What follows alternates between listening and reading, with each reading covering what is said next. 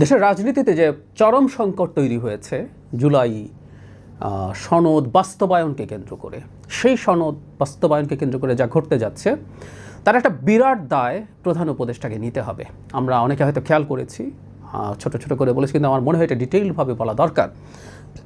আমরা এটা যদি হতো যে প্রধান উপদেষ্টা তার জায়গায় আছেন, তিনি তার মতো করে সিদ্ধান্ত নেবেন। আমরা দেখেছি আইন উপদেষ্টা বলেছেন গণভোট কীভাবে হবে, কবে হবে, এই ব্যাপারগুলোতে জুলাই সনদ কীভাবে বাস্তবায়ন হবে প্রধান উপদেষ্টা দ্রুত সিদ্ধান্ত নেবেন, ফাইন।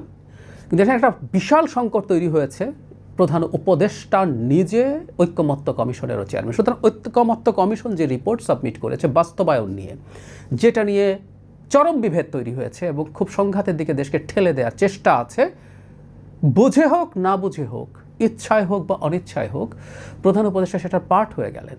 মানে এটা হাস্যকর দেখালো আমার কাছে মনে হয়।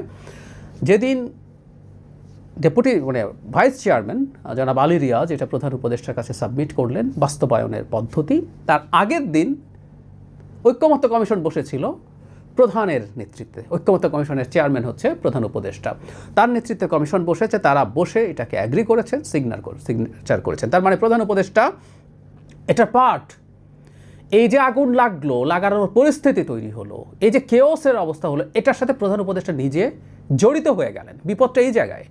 তিনি এটা থেকে ডিফারেন্ট থাকলে আজকে একটা সহজ পথ ছিল, তিনি দিয়ে আসলো, তিনি প্রধান উপদেষ্টা, তিনি দেখলেন, বুঝলেন, তারপর সিদ্ধান্ত নিলেন। আমি বলছি না এখনো সিদ্ধান্ত নেওয়ার সময় পেরিয়ে গেছে, সিদ্ধান্ত নেওয়া যাবে, কিন্তু তিনি সেটার পার্ট হয়ে গেছেন। এটা খুবই খুবই বাজে দেখালো, খুবই বাজে দেখালো।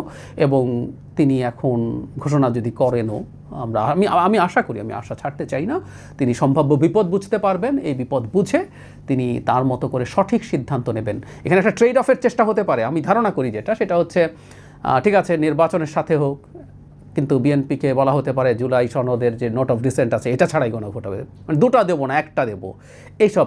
অথবা তুমি যদি নোট অফ ডিসেন্ট রাখতে চাও তাহলে নভেম্বরে হবে, এসব চলছে, এসব করবে। কিন্তু সমস্যাটা ওই যে বললাম যে এই আলোচনাগুলো একদম খুবই নিউট্রাল জায়গা থেকে, শুধু নিউট্রাল না, আমাদের প্রধান উপদেষ্টার যে বয়স, যে অভিজ্ঞতা তার, তিনি আমাদের একদম মুরব্বী স্থানীয়, মানে দলগুলোরই কথা বলছি, তাদের প্রধানদেরই মুরব্বী স্থানীয় মানুষ, তাদের অভিভাবকের মতো তিনি ওই জায়গাটা নিতে পারতেন। কিন্তু তিনি এই বাস্তবায়নের বিষয়ে তিনি আসলে আলটিমেটলি নিজে পার্ট হয়েছেন। এটা খুবই খুবই বাজে দেখালো। এবং মানে বাস্তবায়নের যে রিপোর্ট আছে যেটা সাবমিট করা হলো, সেটা হচ্ছে ডক্টর ইউনূসের রিপোর্ট, এইভাবে বলা যায়, সাবমিট করা হচ্ছে ডক্টর ইউনূসের কাছে, নিজের রিপোর্ট নিচ্ছেন। ব্যাপারটা এই রকম দেখা গেল।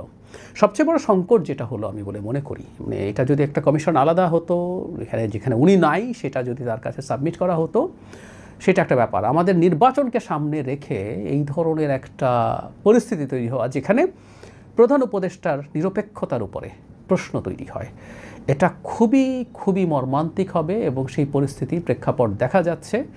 আমি জানি না এটাকে কিভাবে দেখা হবে। যিনি সিদ্ধান্ত দেবেন, মানে যিনি রায় দেবেন, উনি তো রায় দিচ্ছেন, আবার উনি একই সাথে এটা তৈরিও করছেন, তৈরির পার্ট হচ্ছেন।